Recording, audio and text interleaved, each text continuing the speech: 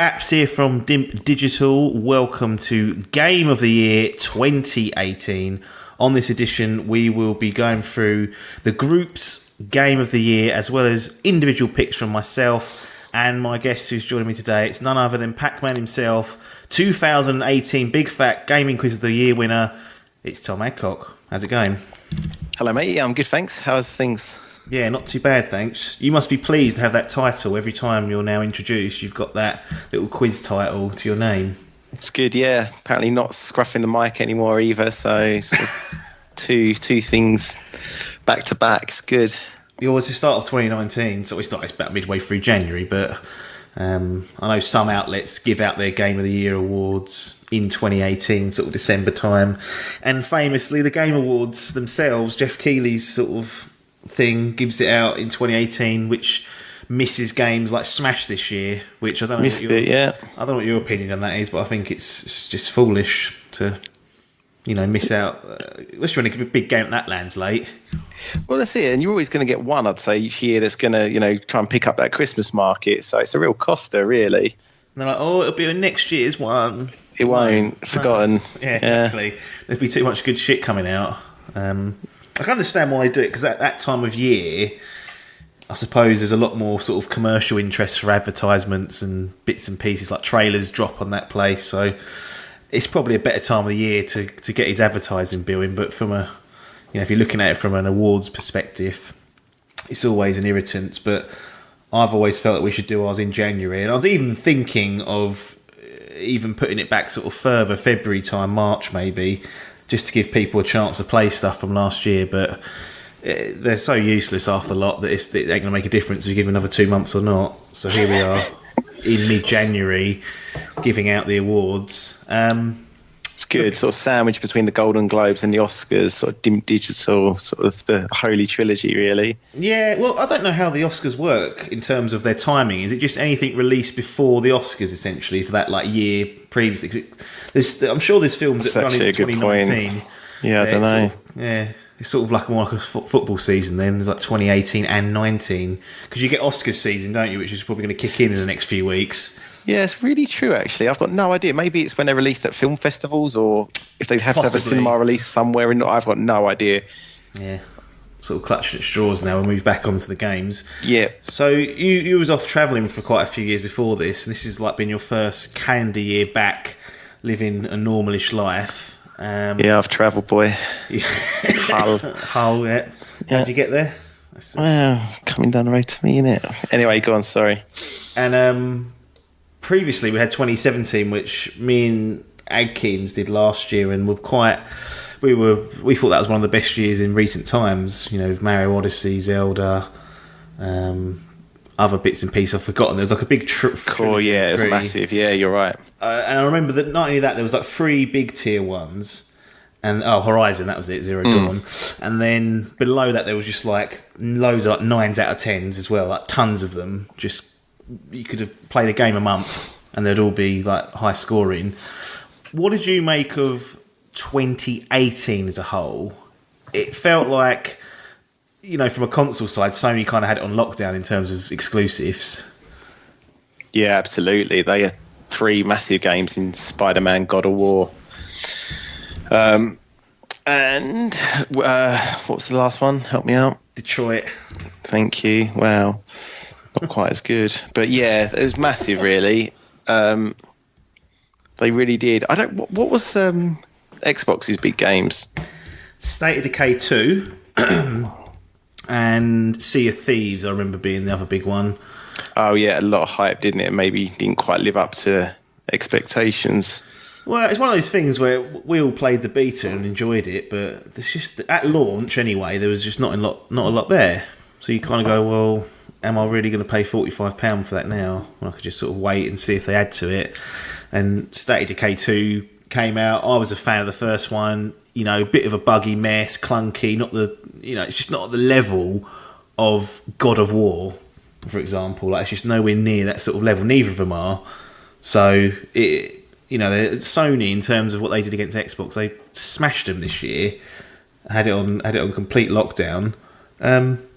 You purchased a little Nintendo Switch midway through the year, or perhaps towards the latter part. How do you feel that their exclusive lineup was? I mean, we had Smash Brothers towards the back end, which we've mentioned, Mario Party, Mario Tennis Aces. Not quite the 2017 of Zelda and Mario, was it? No, it still don't really seem to have their act together with like game releases. You'd think, because I mean, they're obviously tailing off on the 3DS output. So in my head, it would have been like all teams can work on Switch because it's handheld and home console. It really doesn't seem to, it's classic Nintendo, like nothing makes any sense. And yeah, the reservoir's sort of dried up a little bit. Like those games are definitely not your AAA Zelda, Mario, Super Metroid games really. So No. Smash kind of saved the day late on for them really. Yeah, so a bit more of like a kind of B+ year for them, I'd say. I think there was lots on the virtual console and like a lot of indie games and remasters of other games coming across. But yeah, like from the big end themselves, not so much really. Yeah, no, I'd agree with that. Like certainly indie wise and smaller scale games, that's the home, I feel like, for those sort of games. They seem perfect on there. Like I've bought Dead Cells on there, the likes of like Owlboy. Hollow Knight's another one that probably fits perfectly there, yeah. Yeah, absolutely. So it's definitely got that kind of vibe to it, and that's where its strengths seem to lie. And yeah, I don't know when we'll get the next sort of Metroid, which was teased, and I think Bayonetta 3 will be another big one.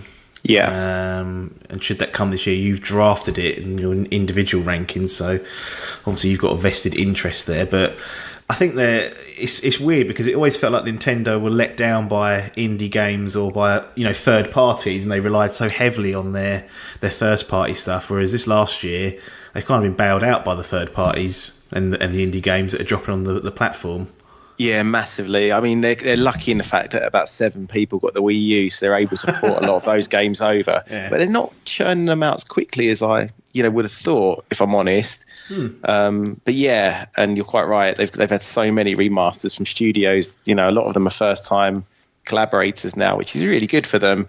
Just hopefully they've got a few things like to surprise us with, as well as the things we know are coming, like the new Metroid game. Yeah, it'd be good to see some surprises, that's for sure. But they always seem just to have an ace up their sleeve and they need it. It's not normally too long before they pull something out of the bag. That is very true, yeah. There's probably one game that we don't really know anything about that's in the works somewhere, yeah. Got to be, absolutely. I want to go back to Microsoft because I believe that's the one console you don't own as of yet, in terms of you've got a PlayStation 4 and a Switch, but no Xbox One. Does this last year give you any impetus to go out and get one, or is it kind of like that's written off for the generation now, and we'll see what happens with Xbox 2 whenever that comes? Yeah, to be honest, I did say I'd always get one, and the games you mentioned then, I'm so out of touch with it even. I haven't heard a buzz around anything, if I'm honest, anything that's really piqued my interest. So I can't imagine I'd get one at this point, because if I did, I'd want to go in at the high end of the range. And I'm like, how much is that console still? Yeah, it's over £400. Yeah, still the X, at this stage in the day, am I going to do that? Like, unless there's something massive in the pipeline that I don't know about, then no, it's not going to happen, if I'm honest. No. We'll see what they produce this year, but it's got to be getting to that stage where they are they're running out of time, because all signs seem to point towards next gen arriving in 2020 at the latest. So not really a great deal of time before they probably start looking at getting games in for that, rather than focus on the Xbox One. But I was reading a bit of news over CES from the last week or so. I think Sony PlayStation 4's at like 90 million consoles sold, which is incredible, considering everyone's like, well, that's all dead, that console gaming. But yeah, to be honest, there was no rhyme or reason. I think it was actually, you told me once that, I'm going to get a PlayStation 4 this generation. And I just sort of went, yeah, sounds like he must know what he's talking about. Don't know why I thought that. Went out and bought one, like right at the beginning. Like, it wasn't day one, but close to. Yeah. And, I'm so glad I did. Like, some of the exclusives I've played on this over the years, I've absolutely loved, like the Bloodborns and yeah, like no regrets whatsoever. No.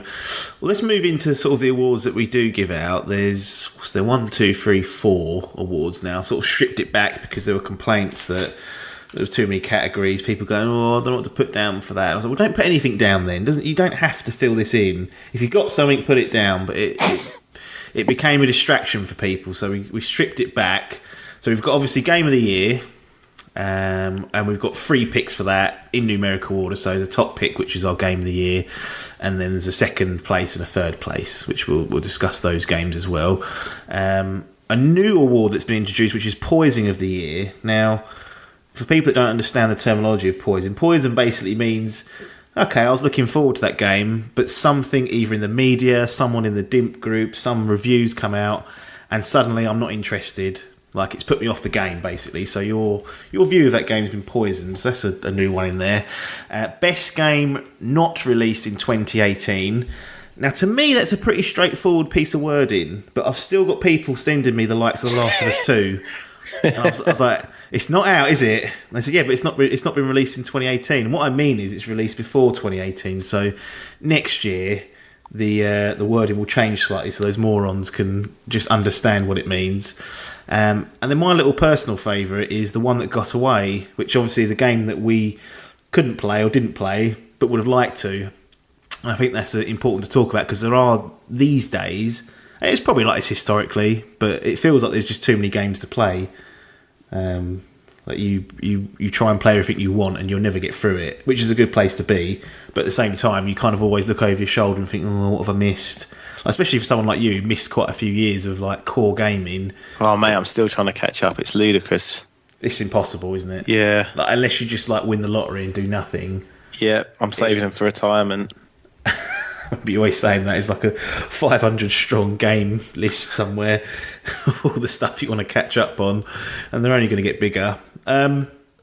Let's start with the best game not released in 2018. And what we're going to do is we'll go through our personal picks first, and then I will reveal what the official winner of that category is as we go through. But I want to start with you, Mr. Adcock, because you stayed true to your words, stayed true to one of your favourite franchises, Resident Evil 7, the best game that was not released in 2018, obviously a 2017 released, early one as well. Was that an easy choice in the end, considering that it felt like in the review you really enjoyed that? It was like a comeback for Resi. I mean, it's easy in the fact that it was a great game and I really enjoyed playing it. I think there was a couple of other... I'm in a really fortunate position. I mean, probably everyone is, as you said, in that I missed a couple of years. I've got a massive backlog of games. I haven't even played Mario Odyssey, for God's sake. Come on. So there's no excuse for me to play a shit game. Like, you know, as long as I follow some reviews and, yeah, you know, stick with what I know I like. Then there were a couple of others that could have crept in there. I actually really like Hollow Knight, but I haven't beat it yet, so I didn't fancy confirming that one. And I loved Resident Evil. I mean, I've loved the series from day one, and I had high hopes for this one. I was hoping I'd enjoy it. It kind of surpassed my expectations, really. It's really, really good campaign. So much fun. I've kind of revisited it in VR as well. Done a couple of missions.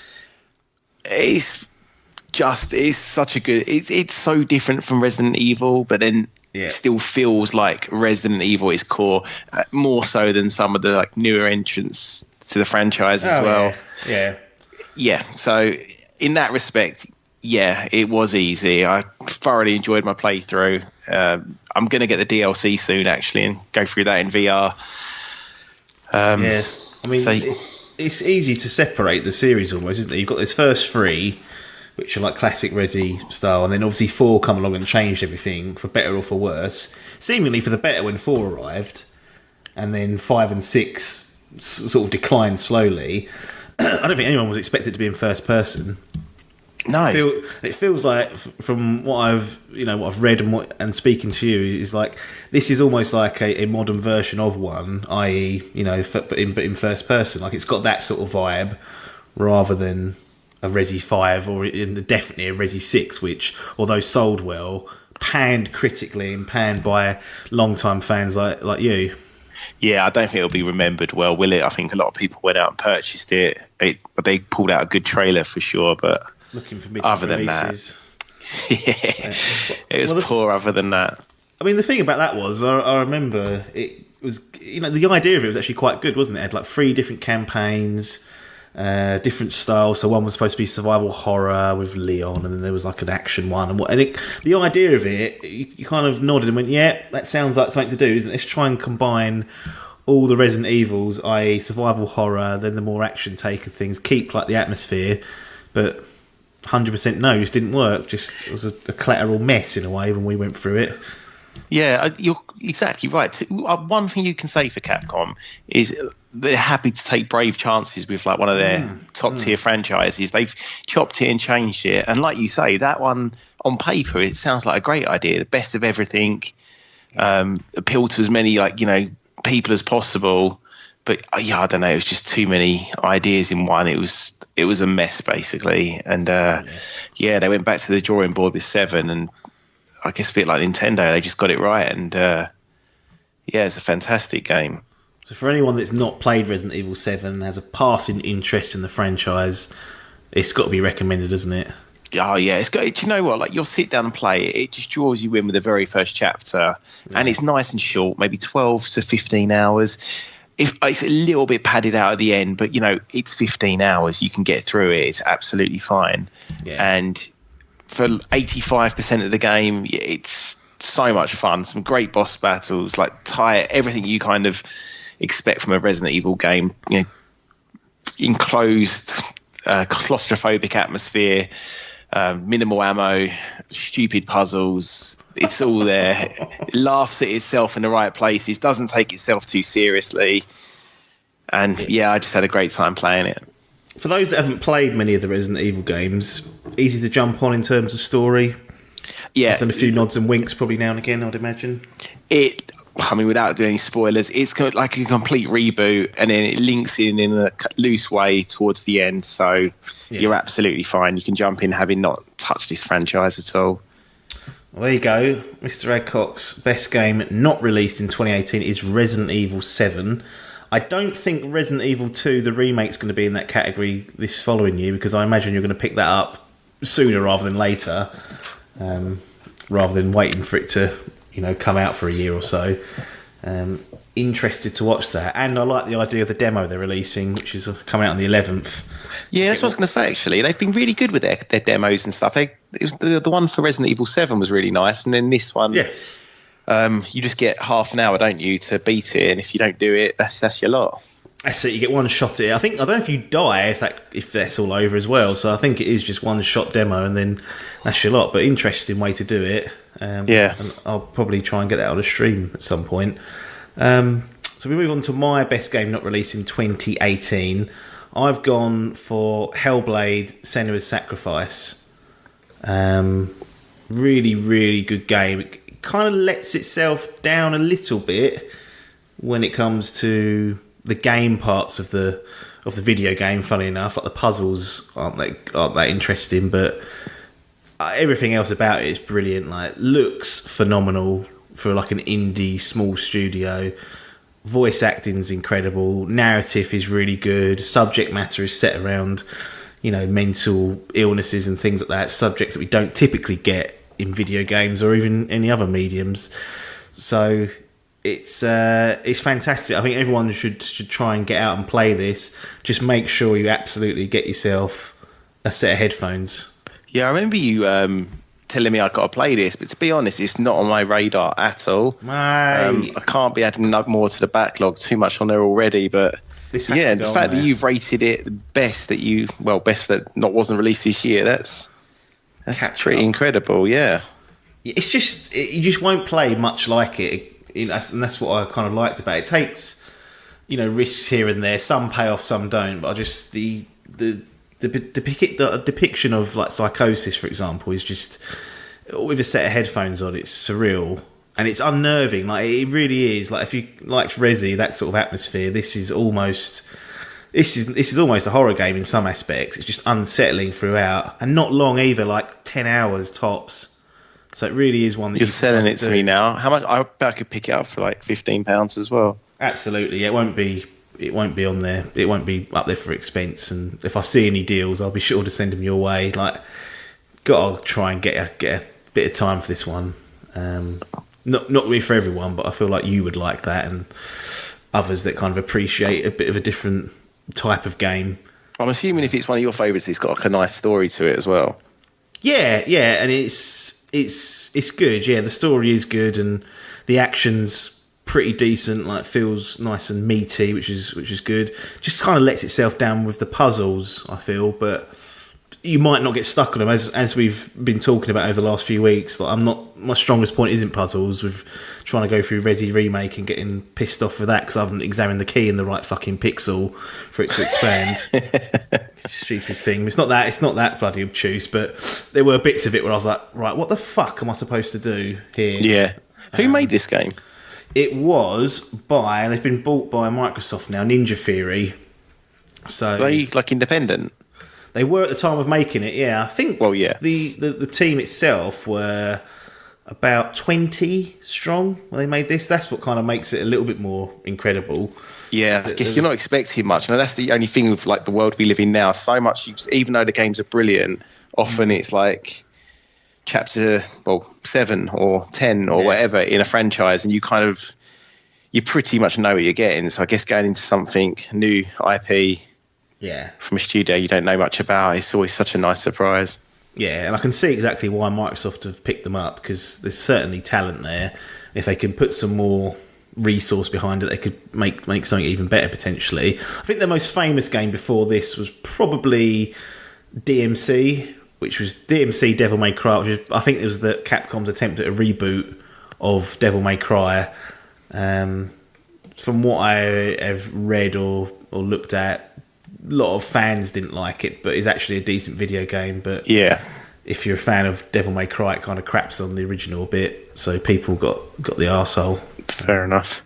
But yeah, Hellblade is a fantastic game. It's on all platforms now. It originally started off as PC and PlayStation 4 only. It's on Xbox One now. Not on the Switch, so actually not on all platforms, but considering how good this game looks, not surprising. Although they have had Doom and Wolfenstein on there, taking a bit of a hit, but I was going to say, it's always a little bit stripped down, isn't it? Yeah. Actually, I don't know. Would it work well on the Switch? I mean, I think a lot of the game's appeal is its visuals, right? So it might suffer a little bit. Like some really good like lighting effects, and if you kind of lose that, the atmosphere drops. But not to say it shouldn't be enjoyed. Just make sure you can get those headphones plugged in, because those voices whispering in your ear will give you a right old unsettling night's sleep if you play it during that time. So that's what I've gone for there. Now, the overall kind of Dimp picks, this is like the official award, was actually a tie. No one put the same game twice in. So we're at... Bloody hell. I mean, that makes sense, I guess. It's very... Of all the awards. Yeah, absolutely. So I'll read off what we've got. I know what I kind of... There's two I want to pick, and it's more because they've stayed active long enough. So we've got Guild Wars 2, which I'm sure you can guess that was paper. Yakuza Kiwami, Rocket League, Civ 6, Resi 7, and then Hellblade as well. So not everyone put a game in for that. I'm leaning towards wanting to give it to either Guild Wars or Rocket League, considering they're old games that are still relevant now. Yeah. Might not be Rocket League, I guess. Yeah. I'm leaning towards Rocket League because it is just that good a game, and I've played plenty of it. People will be annoyed at this, but it's going to go to Rocket League. So locked in. Sort of best game of not released in 2018 is Rocket League for Dimp Digital. So that's a nice little award for those guys. I'll contact them and give them a trophy afterwards. I'm going to move out of the games we've played space into the Poison of the Year award. So this is one that we'll put off by. We'll start off my one first, because this, I think, is a fairly common one, and it's something that's been panned. Don't need to talk about it too much, but it's Fallout 76. Cool. Like, I mean, for a franchise that I've enjoyed since, 3 of their games, like, Fallout 3 is one of my favourites of all time. I was going to say, didn't you put it on your greatest games of all time? Certainly. Yes. Yeah. Yeah. So that was on there, and New Vegas was good. Fallout 4, I kind of was a bit like, yeah, still good, still Fallout, but didn't have that kind of lightning in the bottle that I had with 3. But I think that's just because that was the first game I'd played like that. And then Fallout 76, I remember 10 years ago speaking with Biff saying the only thing really missing from Fallout 3 is multiplayer. And then they come along and go, right, Fallout 76, it's multiplayer. And I think, well, the prayers are answered. But it turns out they've released it in such an awful state that anyone who touched it had nothing good to say about it. Like, got fucking panned, didn't it? Got absolutely panned. And for someone like Bethesda, who, okay, they release a few games like The Evil Within that isn't everyone's taste, and games like Dishonored, which are great games but don't perform well, and Prey, things like that. But generally, when they come to their Fallouts, when they come to their Skyrims, when they put that stamp of approval, and when it's their own in-house development studio, you kind of expect that seal of approval from it, and it just obviously wasn't there. I don't know if this was ever on your radar, considering it's multiplayer, but I'm pretty sure any 1% of interest you had immediately went to zero once you saw the panning it got. Well, yeah, I'm the opposite to you. I've not ever played a Fallout. Fallout 4 is on my shame pile to be played one day for sure. But yeah, I mean, obviously when I saw this, I watched the trailer, I read some articles. I was keen to know what it was going to be like. Yeah. I wouldn't have put 2 on my list before playing 1, obviously. And as you say, multiplayer, when I've hardly got any time anyway, I have to concentrate on the single players. But yeah, I did not expect it to bottom out like it did at all. I haven't heard anyone say one good thing about it. No. Do you think it's fixable though? Do you think No Man's Sky-esque, or a year from now it'll be people playing it? That's now like the classic comeback story, isn't it? Like No Man's Sky, because they released that next update this year and pretty positive reviews. They kind of went away, sort of licked their wounds, kept quiet, left it 2 years, I think. I can't even remember when it came out now, but I think it was a couple of years. And I've made a comeback. So I think all games these days are redeemable. But you kind of need to do that reboot, don't you? You need to say, right, that was before, this is what we've got now, and say it's almost like a new game. There's no point in them saying, okay, it's Fallout 76 version 1.2, then we're going to 1.3. Like, they need like a big... It's got to be massive, yeah. It has to be, and that's the only way it can make a comeback.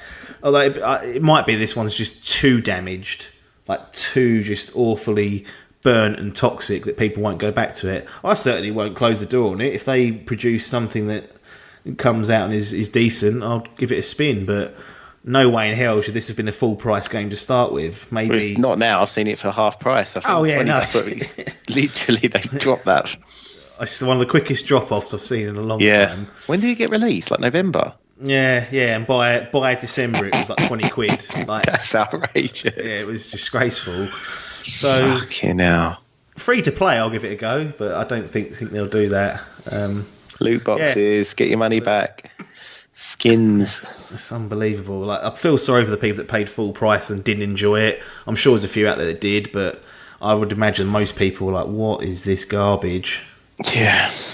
No wonder it gets a Poison of the Year award, because after seeing that reaction, how can you, in your right mind, take a look at it? And that's why it's sat on my little pedestal for that. You've gone for an interesting choice, actually. I quite like this pick. And I feel like it might be because of some of the bad blood from the Fantasy Gaming League spilling over, because this was one of your captain picks, so you kind of expected to do well with the reviewers and whatnot and score highly. But it's Vampire. Is it Vampire or Vampire? I don't know how you pronounce it. Yeah, it's probably not as interesting as yours, but I mean, it looked interesting. I was. This was close to my list when you sent it over to me. I was thinking, actually, that's a good shout, because I was quite up for this as well. Exactly, yeah. I mean, I was close to not putting anything down for this category at all, because, like I say, I've got a backlog as long as my arm. Everything I play tends to be, luckily, decent. And then, as you say, I remember, I was interested in this when I looked at the Fantasy Gaming Draft 2018. I knew this was coming out. I looked into it. If I'm honest, I can't remember what interested me about it, but I know it had some interesting mechanics. Being a vampire, isn't it? You don't get it. Well, exactly. And, yeah, to be honest, I just before we come like live on air, I just looked at reviews and they're not appalling, but No. they're definitely not good. They're lukewarm. Yeah. And for me, I mean, it's like it's a tough call because it's probably not a terrible game, but in a year or 2 or 3 years where there's so much quality out there now, this was a stinger. Really, it was shaping up well, and for whatever reason, it wasn't what people expected, and it's taken a big hit score-wise. Cost me the title, definitely didn't, but it's added to it. Yeah, it didn't help, that's for sure. I mean, it was one of the things about this that kind of worried me was it's done by Don't Nod Games, or Don't Nod Entertainment, sorry, that do the Life is Strange games. Excellent narrative adventure games, like really good. And this had, combat mechanics in it. And I thought, right, you're not really renowned for doing that, Don't Nod. I appreciate you trying something different, but I really feel like the combat, and probably technically it looked like it had a few issues as well. They just kind of maybe reached a bit too far for what is, quite a small studio still. They've not been releasing AAA stuff probably since like Remember Me back in the day, which again got lukewarm kind of reception, and a little Capcom published title. Went back to a more, a simple route with Life is Strange, got huge critical and commercial success, and then reached back out and seemed like they got their fingers burnt again. Yeah. I'll go back to that Life is Strange, get a third one out, job done.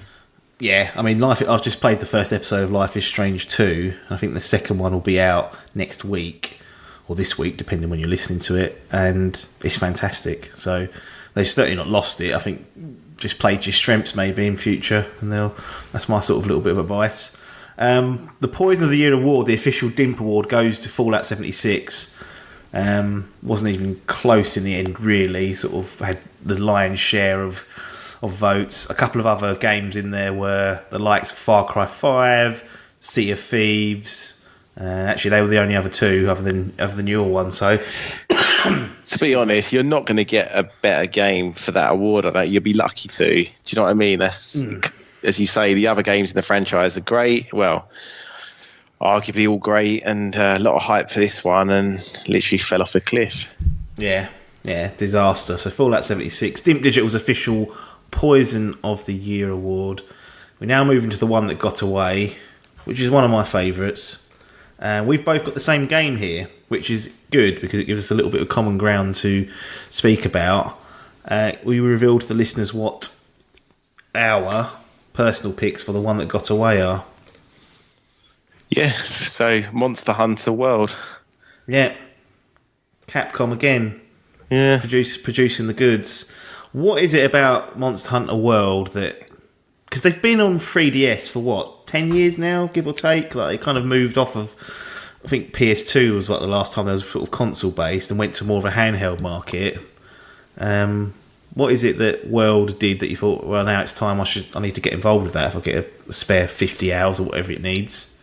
Well, I mean, the concept's wicked, isn't it? You can, create an avatar, go into a world, hunt a load of monsters, craft weapons and armour, meet up with your friends and take them down over and over again. Like, what's not to like?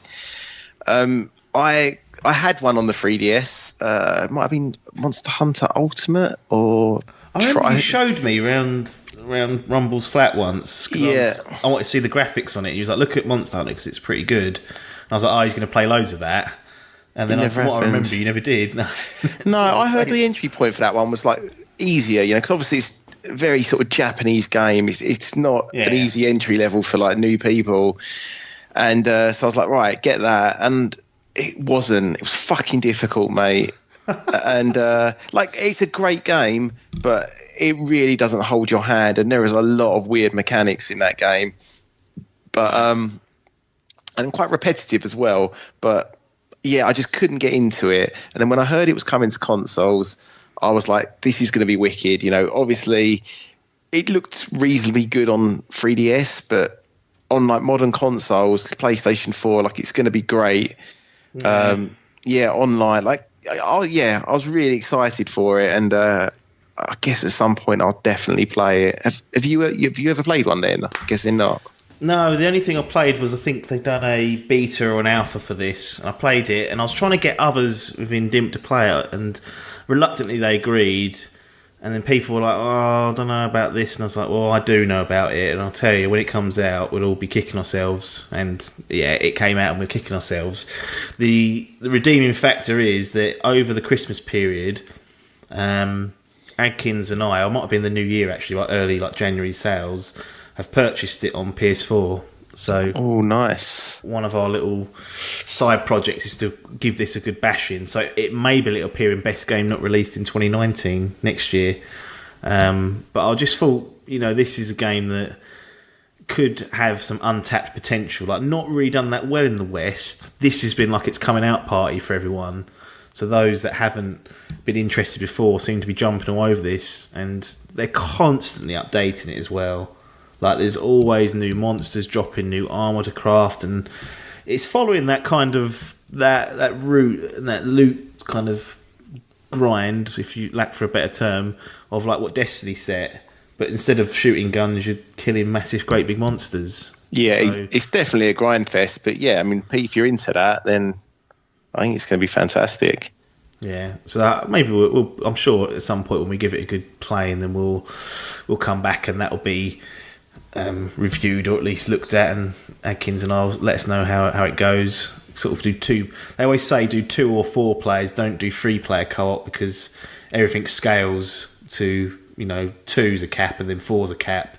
So if you do 3-player, the monsters are made to for 4 players basically. So little top tip for someone who's never played it. Not that I have, could be lies. Just read it on the internet, as I do with everything. In terms of the official award for the one that got away, it's a tie between Monster Hunter World and Forza Horizon 4 and God of War. Sorry, it's a 3-way tie. Bloody hell. I mean, the people that didn't play God of War, I feel like they should kick themselves. One, that should be just officially put in there. But between those 3... I mean, do you want to stick with Monster Hunter World, or have you got a view on perhaps putting Forza or God of War in there? I don't know enough for Forza. I've never played one in my life, so I can't really comment. I mean, God of War, how are people missing that, really? But yeah, I mean, I'll be fair. I won't vote for my own one, so I'd happily give it to God of War. It's a fucking cracking game. Yeah, I think out of the two, like having us both have played God of War, then God of War is the one. If you've not played, that's the one that got away. So to be fair to the other lot, we'll put God of War in there as the one that got away, because you should have played that. I think Monster Hunter, it's understandable that we didn't play it because we didn't know. Plus, like you said, entry level was pretty high for these games, and even playing the alpha or the beta, it weren't easy to get your head around. Like, it doesn't help you much. You just kind of have to sort of figure it out and do a bit of research. So, but God of War is a marvel. Like, one of the best games of the year. So the one that got away for Dimp Digital, God of War, but the people that didn't play it, shameful. It's the only way to describe it. We move into the Game of the Year category now, so we can do our 3 picks. The only official award we'll hand out for the group will be Game of the Year, so there won't be like a 3rd place or a 2nd place. On this particular one, I can't be asked to add it all up, and it's always something different. But we look at our personal picks for our 3rd place game. I've gone for Spider-Man, and I was toying between Spider-Man and Detroit Become Human. But having just picked up the DLC and played a bit of Spider-Man, it's a fantastic game. It's so easy to play as well. Like, no pressure. You can just pick it up, play it, put it down. Some games like Red Dead, for example, I kind of had to be in a mood. Not in a mood, but I knew I wanted to commit a couple of hours to it. Like Spider-Man, you can pick up and play 15 minutes and put it down and enjoy it. Like, once you've kind of got the knack of it, it's brilliant. And it's good to have another good Spider-Man game back. Like, yeah, he's a great character. He's just built for games, really, isn't he? Oh, absolutely, yeah. Absolutely, he's the one. I mean, we've obviously had some really good Batman games as of late, but Spider-Man, like, swinging around a city, that's just video game sort of ice cream and dessert, isn't it? Doing stuff like that. And what they've done well with this is they made it nice and easy to pick up and play. The swinging feels fantastic. If that didn't feel good, that was going to be a disaster. Pretty good story. Like, I was impressed with the narrative they put in there. Combat's solid, like addictive, nice and good to get your head around and try and master it. And yeah, then the side quests and whatnot sort of fill out the world, and you can just roll around as Spider-Man. It doesn't really get much better than that. And what is the DLC then? What does that offer? Basically, I've played one of them. There's 3 campaigns. I think it's one big overarching story, but there's 3 sets of it, about 3 hours long each. So another like 9 hours there for me to get through, and I'm playing that on Twitch stream at the moment. So first part's just gone up, and the other 2 will go up in the next couple of weeks. But yeah, it's just like a post game. Like, a few months have passed. It brings in characters that were referenced from the main game, and I've got a bit more of like a key role, and new suits and bits and bobs to unlock. Like, that's one of the cool things about it, is the amount of suits and upgrades and gadgets you can get throughout the game. But it was close, because Detroit Become Human was pretty much there, and then when I started playing Spider-Man again, I just forgot how good it was. You know how easily you can do that because of the likes of other games that I put on a higher pedestal. I just forgot actually Spider-Man was right up their arses. Yeah, in terms of quality. Like, it is just a quality video game, and if you like Spider-Man and haven't played it, get out there and get it. And even if you don't even like Spider-Man, like, unless you hate him, you'd be hard pressed not to enjoy this as a video game. Fair enough. It's really good fun. Your third place, I like this one because it's kind of bringing in the theme of you trying VR and getting your PlayStation VR headset. You've gone for Astrobot. Is it called Astrobot Rescue Mission? Yeah, that's it. That's it. So look, I mean, 2 years ago, we had Biff on here saying VR's dead, it's shit, it ain't good enough, there's no games on it, all that good stuff. 2018 rolls around, and you've got your third best game of the year going to Astrobot Rescue Mission, a PlayStation VR exclusive. Yeah, I mean, I'm not going to argue with what he said. It's probably still true. I think the difference is I've just picked a headset up now. I think it's probably under half price to what it was at release. Yeah. I think I got mine for, well, it was just over 200, but it come with a bunch of stuff and a couple of games. I think you can get them for like 160 now. And, it's fun. You show people the demos and you have a play around, and it's a great novelty for 35 minutes a night or whatever, 5 times, and you're kind of done. And I worked my way through, and I didn't want to play a proper game. I had Resident Evil. I sort of played a few missions on that. It's good. And Astrobot, I sort of saved that till I finished Red Dead, actually. And it's just so much fun. I'm not saying it's as good as a fully fledged Nintendo Super Mario Brothers, but it's on par. It feels, like a AAA developer's gone in. The world feels exactly like when the first time you played Mario 64. You put that headset on, and you just smile through all the levels. It's the first game in VR that I've played that is a proper game. It's a platformer, 3D platformer. It's not open world. It's you go, run the course essentially. But there's so many like fun mechanics with perspective, or having to like look around corners, and some really good boss battles in there. It's nice. Collectibles, everything you'd expect. And it is a novelty, I guess, because obviously it's the same old shit, but all just done from that different perspective. But my God, I can't remember the last game I've played where, honestly, I keep shouting at Sarah to come and look at this or check it out. Because like every level offers something new, and it's brilliant. I haven't even beat it yet. I said to you before we come on, I actually only play like one level a week now, because I kind of want it just to pan out. I don't want to see the end of it. Yeah. And I can't think of the last game. I mean, every game I've played this year, to be honest, had the potential to be on this list, because there's so many good games, and I'm lucky to pick ones that are decent. But yeah, this one is special, and it actually it makes me like feel like the headset wasn't a waste of money. Yeah. And I'm not saying it's the killer app, but at the price you can pick a headset up with this and like 2 or 3 of the other better games that you can pick up for peanuts now. Yeah. I'd say if you're going to do it, if you're sniffing around, this is the time to get one, basically.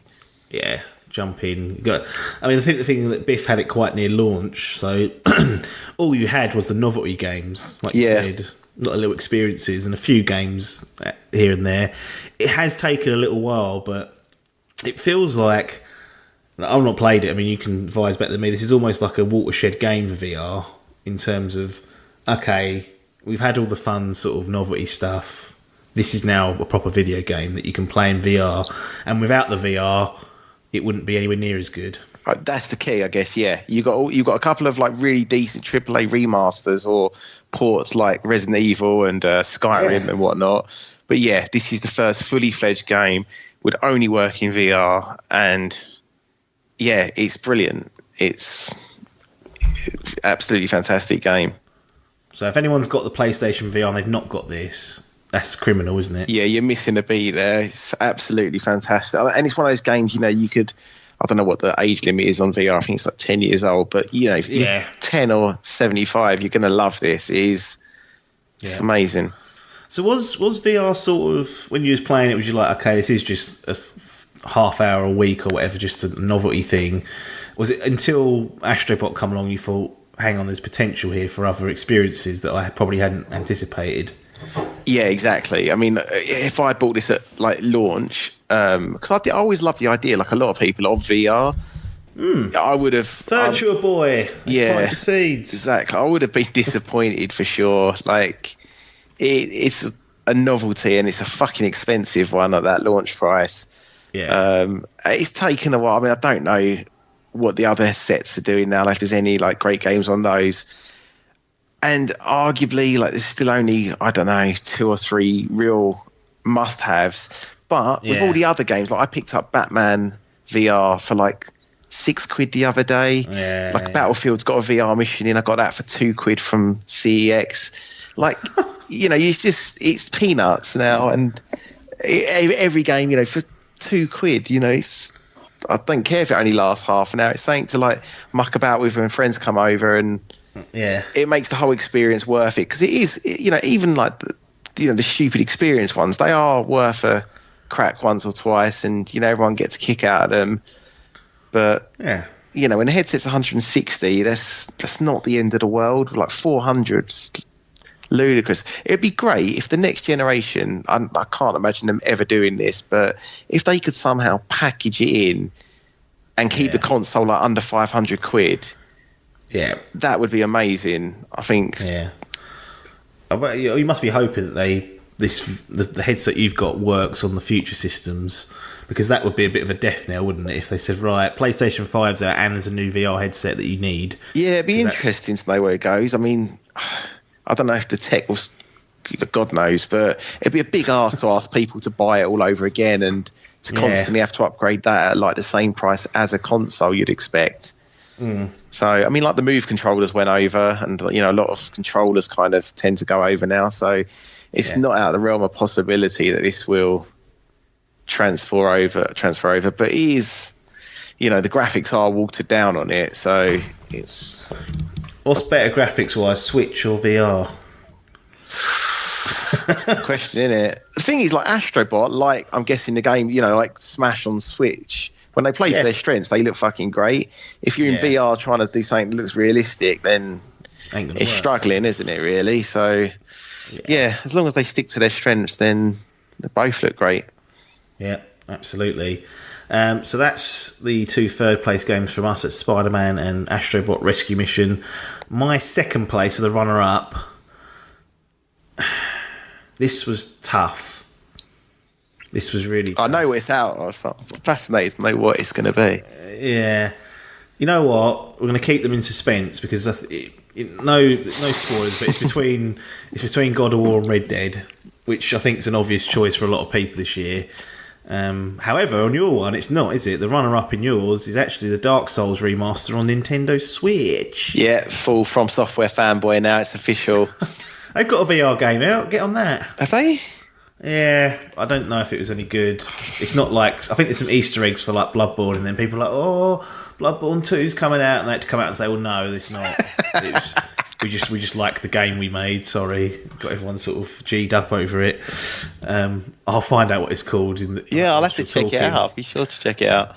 But yeah, you got Dark Souls Remaster, and it must be said that it's the Nintendo Switch version you're playing. I was going to say, I want to specify. I mean, I'm sure it's great on all consoles, but yeah, I mean, having played Bloodborne and Dark Souls 3, to be honest, the thought of playing it on Switch sounded ludicrous, and I'm not sure what prompted me to get it on that console. I think, to be honest, I bought my Switch off my nephew who wasn't playing it, and to be honest, I didn't play it for a long time. It sat in his box. Yeah. And this remaster finally came out. For some reason, I went and bought it, and the thought of taking on some of those like massive bosses. I know you haven't played it, but they're obviously very similar to the ones you'd get in Dark Souls. Yeah. Doing that on the train sounded ridiculous. But you know what? It is such a good fit for the Switch. Yeah. Sitting on the C2C train, fighting like the tourist demon coming into Benfleet Station. It's like one of the best experiences I've had over the last month. It works really well, because the format is the same as Bloodborne. So fucking shit hard. Try and make your way to a bonfire instead of a lamp. Fight those big bosses. Do a sort of farming for souls run. All those kind of things you have to do. You can kind of, in a small space of time, 35 minutes, an hour, hour and a half, whatever you've got, you can set one of those tasks, and obviously you'll be dying a lot. But then you make that bit of progress, and you're done for the night. And in fact, on Switch, it's really good because you can just come out to the home hub, and the game's sitting there paused exactly where you left it. That's a good little cheat to have, isn't it? That little sleep mode, so you can. It saves you having to sort of rush to a bonfire, doesn't it? Exactly. Yeah. Immediately think, oh, what if I get 3/4 of the way to a bonfire and then I've got to get off the train or whatever? Which would be sickening. Yeah. Yeah. You can put it in sleep mode, and I'm assuming nothing around you is moving. It just completely out of the game. Exactly. Yeah. Yeah, perfect. Because I don't think actually pause works in that game. I don't think you can pause. No. So yeah, it's like a little bonus really, and it works so well. It really does, and I can't really compare it. I think it is a little bit graphically watered down compared to what you'd get on PlayStation and Xbox, but playing it in handheld, which I've done probably about 80% of the time, I don't think you'd ever notice. It looks wicked. Yeah, it surely must have its difficulties on handset though. Like, I remember playing Bloodborne, like, to be in the zone, like at one with the controller. I don't know, just from an outsider's perspective, I think that must be tricky to like get as as accurate or as quick as you want to react. Or maybe I'm wrong. Maybe just adapt to the screen and the controller. It works really well. I mean, it's the first game I've played on Switch, so. I mean, apart from messing about with my nephews at around theirs and stuff, the only thing I'd say about it is like the HUD is quite big, like a bit overbearing for the size of the screen in handheld. Right. Gets in the way a little bit, but other than that, it's absolutely fine.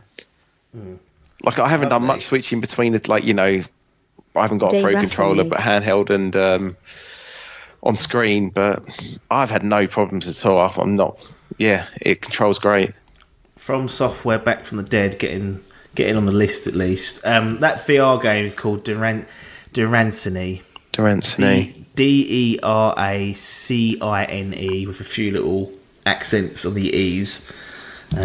Mixed reviews, so make what you will of that. But again, if you're looking for VR experiences, maybe you can jump into that. I'll have a look for sure. Well, Miyazaki directed it as well, so the big boy from. Obviously dabbling in different mediums, but worth a look. But yeah, Dark Souls Remaster number 2 on your list. And then we come to the big decision I've got, which is Red Dead Redemption 2 and God of War. Tough. Very, very tough. I spent 130 odd hours in Red Dead Redemption 2 because it's that sort of game that you can, if it allows you to do that. And in a way kind of encourages you to just dive in and explore every part you can. And I still didn't explore every single inch of that place. I still had bits to do and side bits, but it was a great experience. And had I felt passable or serviceable combat, so it didn't get in the way. I know some people complain and say, "Oh, it's a bit not very innovation wise. It's pretty low and whatnot." And I'm like, "Yeah, but what can you do with shooting a gun like a pistol? Like really, what do you need? Active reload out of gears? I don't want that in cowboy games." So that's a criticism that has come out from it. You kind of think that was a great experience, and I look at God of War. It's a completely different kettle of fish, but the quality is the same sort of level. It's a much tighter experience. Combat in this one is fantastic. Like that axe, throwing that axe and being able to recall it, like Thor's hammer, is it's incredible. I think the story was super strong in that as well. Absolutely, yeah. The story in God of War is really good. And also, for a game series that was kind of declining after its big free trilogy of this Ascension and other games, to reboot that out of nowhere into something that now everyone wants to play is amazing. They've done a terrific job there, because that could have been just another run-of-the-mill action game. They could have stuck to how the formula was before, carried it through with God of War, set in Nordic universe or whatever they wanted to call it, and then said, well, we'll get some of the fans over and that's it. But they've really gone out of their way to make this sort of almost a standalone chapter. I don't think you need to play the other games, and it plays so differently that you wouldn't even know it's from the same developers. And that's the dilemma. The dilemma for me is, I think God of War, pound for pound, is the better video game. It is. It's a tighter experience. The mechanics as a video game seem to work better. Upgrading your armor, it's got all that sort of stuff in it. But I look on the other side and I look at Red Dead Redemption 2, which I also felt had an equally strong story. I thought that was brilliant. And to carry that over 80, 90 hours was a great effort. And I look at Red Dead Redemption 2 as a whole, and I think it's a good video game, unbelievable, but it's an even better experience. Just experiencing that game was more fulfilling than what God of War is. So you've got these two sides of the coin. You've got, do you go down the video game route, which would be God of War, that's the better video game, the game made to play, or do you go for the better overall experience, which brings in some interesting elements, does things that no other video games do, but on the gameplay front doesn't innovate, doesn't do all that good stuff. And I have to go back to what I've always said. When people say, "Oh, games don't need story, they don't need this, they don't need that, they just need to play well," and I go, "Well, that's a fair point." But I've always wanted games and video games to be more than that. Push boundaries out, have interesting stories, have subject matter like Hellblade. And for me, the game that does that best and pushes out into something outside of a video game is Red Dead Redemption 2. So that has to be my game of the year. Installed. Wow. Installed. Yeah, it was. And anyone who puts God of War out of those two, I don't think you can have a wrong answer, in all honesty. It's a fantastic game, but I've always banged that drum about making games more than just being video games. So Red Dead definitely does that. It's like a fucking film. The production value and whatnot is just out of this world. But God of War is just another fantastic achievement, just in a different area. So don't begrudge anyone having God of War as the top game at all, because it's excellent as well. I was surprised not to see God of War on your list. Yeah, it's in your top three. I mean, to be honest, if there is a 4, it's 4. And do you know what? They're all. If I'm honest, you push me to name them. They're probably all interchangeable in some way. You asked me another day, I could have had it on there. I loved it, mate. I really did. I guess for me, the only thing that soured was I thought the story probably got better in the final third, I felt the game kind of peaked too soon for me, probably around halfway through that. I think I've said to you before, the dragon battle on top of that mountain. I thought at that point I was like, oh my fucking god. And then for me it kind of flattened a little bit there. But even at the beginning when you have that encounter with the stranger, that's top level. You're like, Christ. Well, I've never played these games, and maybe that. I know what you said, you definitely don't need to have played the games to enjoy it thoroughly, but I think I know that bit where you come across an old weapon. in my head, I was like, had I have played the original games, like it gave me a buzz at the time, like having not played them.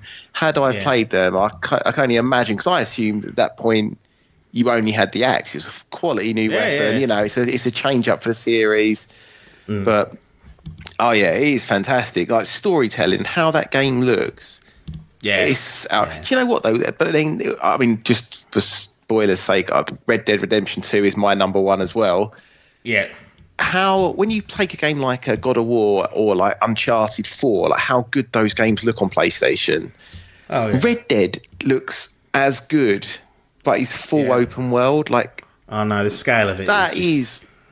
And it's some of the stuff it has you doing, or you can do, or some of the stories I've heard, because I've told you like off air that I did not give Red Dead the credit it deserves. I kind of mainlined it.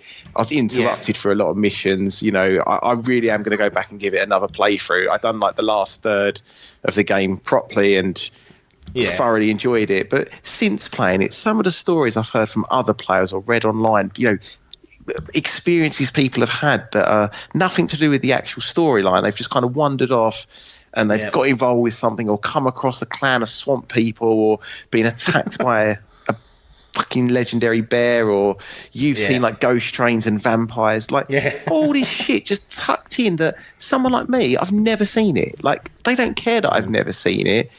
No. That whole epilogue part is, I mean, it's kind of insulting to make you do that at the end of 60, 70 hours, but they can, because it works, and it really defies like video game. The stuff they get you doing, and you know, sometimes like, you know, how slow it is. You know, they make deliberate. Deliberate. Like, they make like you Tarantino-esque, like deliberate, like conversation heavy. But it's for a reason. It all pays off. Yeah, like the payoffs in it become much higher. I heard somewhere, like a stat on a podcast or something, maybe it was the internet anyway, apparently only about like 20% of people completed Red Dead 1, maybe less, and they expect less still to complete Red Dead 2. Yeah. And to think how many people, like all my like little nephews play like GTA, and so many of the kids their ages will go across and buy this, and they won't touch the story. And you know what? They might find it just too slow and a little bit boring, and they'll bin it off. And the fact that Rockstar don't give a shit, you know, they're just like, they've made the game how they want to make it. They make you play it how they want to play it. Yeah. And some of those missions, like when you go ride out with your full gang, I know you guys have spoken about it before, it is absolutely fucking amazing. Yeah. Some of the music cue, there's so much to say about it. Yeah, it's a marvellous achievement, and all those things you mentioned, like they all pile up. They sort of another tick in the box. Like it really puts a foot wrong. And a game that is got such a wide scope, to not make that many mistakes throughout it is just, it's mind blowing, really. And on top of that, since release, like in late October, they've had the online mode come out.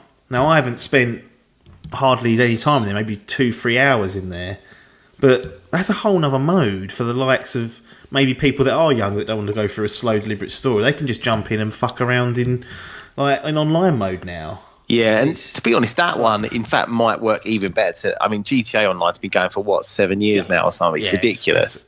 It's a world on its... I know it's fucking ridiculous now, but still, it's amazing what they've done with that. If this is anything like it, and I think it's maybe got the potential to surpass it, because, you know, riding around with your outlaw gang makes a lot of sense. Like, it's a really cool concept, just in theory. So I reckon this will be going for years. They're only going to add and add to it. It's what they're known for doing. So why this one would be any different? And like you say, can you even give it a full review at this point? Because that's going to be such a big component, isn't it? Like 2 years from now, that's the bit people are probably going to still be talking about, I guess. Yeah, I mean, it's incredible how well it reviewed without that component being live. Like, all the reviews are out a good month before the online mode launched, so you can bet your bottom dollar that if that was there at start, that probably got another few notches maybe on some reviews. Like, it's just an amazing video game, and like it's kind of, it feels like the easy option, but Rockstar do, when they come to town, often they deliver, and they do try new things. Sometimes they don't stick, sometimes they do stick, but this was just incredible. And for someone that had played the first game as well, and I like the God of War thing, I think you get an extra sort of 10% out of it, because it really fleshed out the interactions between those characters that you meet in the first game, because it's a prequel. And to not only do that for players coming back, so guys that have the 20% that did finish the story like me, but then to have its own self-contained story as well, and have that play out so well for those that have come fresh off the boat is good. I've never seen something do as good a job as enhancing the original and give you such a standalone story in a sequel. Like, really, really good stuff. There's just so many activities to do, so much stuff to explore, and like you said at the beginning, it looks as good, if not better, than God of War and Uncharted, and the scope of the game is much wider. It's outrageous to think that and say that, but yeah, it's true. Yeah, and that's why it's both of our personal picks for Game of the Year, and I, it's one of, even though it took me 100 hours to go through it the first time, I'll be back again at some point, going through again, maybe do like a bad boy run and see what happens there, and just be a bit more off the leash and do some of those challenges. I'll start talking again, I can't. So that's our personal picks. We've both got Red Dead Redemption 2 as our Game of the Year. I went for God of War in second place and Spider-Man in third. And you've gone for Monster Hunter World Dark Souls Remaster in second place, Astrobot in third, Rescue Mission. Now it's time to find out what the collective Dimp hive mind decided to go for. And there were actually only 2 games nominated for the Game of the Year, so for the top award, and it was God of War and Red Dead Redemption 2. So that is what it was between. Any predictions as to what you think it might have been? I don't know, because I think I'm going to say Red Dead, because I know some of the boys haven't got PlayStations, so just in as sheer numbers, because as you said, it could easily be, you'd not argue with either one at all. So no. I'm purely doing the maths and saying Red Dead, because I think more people played it. Yeah, I think that is generally it. I mean, we had a bit of a giveaway, because it's the one that got away was God of War, with a couple of people nominating that. One of them actually has a PlayStation 4, which makes it even more shameful that they've not played God of War. But Red Dead Redemption 2 is the Dimp Digital official Game of the Year. It won out pretty easily in the end. There's only a couple of nominations for the top award for God of War, but yeah, it definitely hit a lot more marks and is a bit more of an accessible game than what God of War is. So I can clearly see why that was the case, and Red Dead Redemption 2 takes the championship. Any criticisms of that decision, or it's the same as what you picked? So yeah, no, not at all. Obviously not. I think Nintendo are probably listening to this, and now Arthur Morgan will be DLC for Smash. So he's sort of installed. It would have been Kratos. Yeah, that'd be all right. That it'd work quite well, I reckon. Yeah, he could work well, but almost like a little echo of the what's the names, the old Castlevania boys. Yeah, little whips. But that would be funny. If they they'd get on that. But no criticisms at all. As I say, it was my pick, and I enjoyed every game I played last year. So to put that at top of the pile, I think it gets there on me really for the story that I really only barely fleshed out, and as a technical standpoint, and it just raises the bar for everyone in the industry, I think. They take their time over their games. They put all that effort in, and it shows pretty much every single time. Yeah, absolutely. So that's our official awards. I'll run down what the winners and losers were just one more time for you guys. So Game of the Year was Red Dead Redemption 2. Poison of the Year was Fallout 76. We gave Rocket League Best Game Not Released in 2018. And the one that got away, we gave to God of War as well, on the basis that you should be playing that. As much as we miss Monster Hunter World, to miss God of War is a shameful effort, and may have cost it Game of the Year this year. Yeah, Maybe if those couple had played it, they would have put that at the top, but obviously didn't resonate with some people.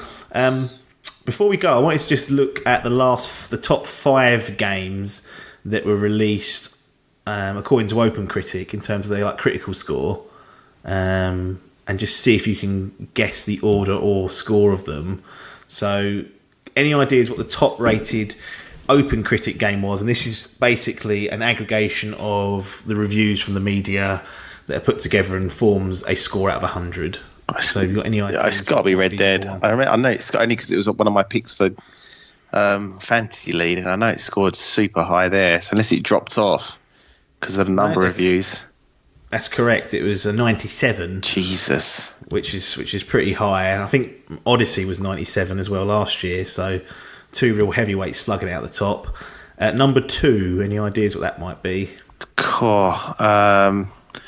It's either going to be God of War Smash or the other big heavyweights. And I think he might. Did Smash steal it right at the end? God of War held on. So Smash was number 3. Okay. So you had God of War of 95, and then Smash was a 92. Oh, okay. 4th position. I don't think you'll get this. It was on the list, one of the joint contenders for the one that got away. So yeah, it's got to be Monster Hunter, isn't it? No, it was Forza Horizon 4. Jesus. A 92. Bloody hell. Same as Smash, average. So that's that one. Number 5, no point really discussing this one. It was Nier Automata Become as Gods Edition. So that was the Xbox release of Nier. So again, a bit of a cheat, but if you've not played it or you didn't have a PlayStation or PC, get it on Xbox. Good game. Number 6, and then we will shut down. But I wanted to mention it because it's one of your favourites. The Shadow of the Colossus remake, 6th best game released this year. Got to bring a little tear to your eye considering one of your favourite games of all time, remade for a new generation and getting the critics that it deserves. Yeah, it's probably got a better way. It's definitely got better reviews this time around, doesn't it? It's really sort of refined itself over years, even though it's got dreadful controls. But is that what you think now? Well, yeah. Well, even Rumble played the remaster, which apparently it's obviously they fixed them, but he still said they were dreadful, and he's never even played the original. Mate, that's a bit of a slap in the face for the old Shadow of the Colossus boys. I thought it played all right. I've played the original. I've played the HD remaster. Oh yeah, which was through that PlayStation Now streaming thing, so that had awful lag. So anything was better than that. But it is an old game. It's PlayStation 2 for goodness sake, but they've made it probably more accessible. Yeah, it makes me excited for Resi 2. That's when they do a remaster properly. It just shows what they can do, right? Yeah, and the good thing about Resi 2 is it's kind of, it's been made from the ground up and it's a new style completely. So hopefully it still has all that interesting stuff, but just for a modern audience. Maybe what Resi 1 remake couldn't quite muster up, being too old and that. Yeah, I think that Resi remake originally on the GameCube, it was that. But obviously, yeah, I mean, you said to me the other day, the remake's, is it 20 years old now? Yeah, I think it's 17 years. It's ridiculous, yeah. Yeah, that could do with another brushing over. Yeah. But whether that would work on a modern control scheme, I don't know. Be interesting. That's why I want to see how this Resi 2 turns out, because although you said it's a little bit more open, still reasonably tight game. Oh, yeah. Resi 2, so can they produce that? But yeah, that's the Game of the Year awards. Overall, good year. I think we enjoyed our time playing video games. Your first sort of full year back did pretty well. Won the quiz. Okay, lost the Fantasy Gaming League, but still got to play some good video games, and I'm sure you're glad to sort of be back in the swing of things now in terms of playing games, because it's something that was a little bit distant for a while. Yeah, you always miss it, don't you? Especially when you keep an eye on it, and especially I think in the last 2 or 3 years where this generation of consoles have now really hit their stride, and it's just really wall-to-wall games. You haven't got enough time, have you, as you say? No. It's madness. You really do have to kind of pick and choose your battles and squeeze time in, find time, maybe a few late nights when you shouldn't. That's what I was doing with Red Dead. It was costing me, but it was worth it. Always worth it. Right, well, thanks for joining us for Game of the Year 2018. Those are our official awards here at Dimp Digital. I hope you enjoyed that.